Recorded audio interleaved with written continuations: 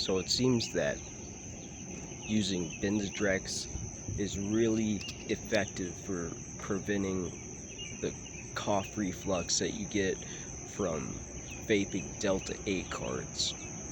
So you can take big hits like this, for example, without coughing your lungs up.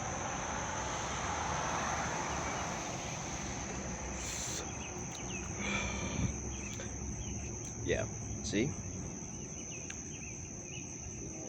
Smooth as ever.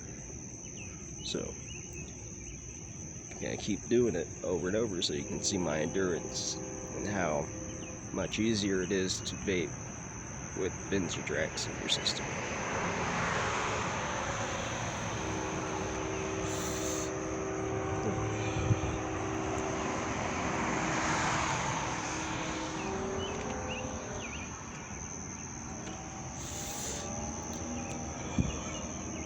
See?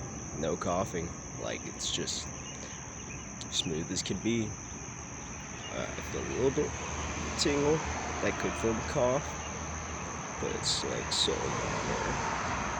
It's so very minor.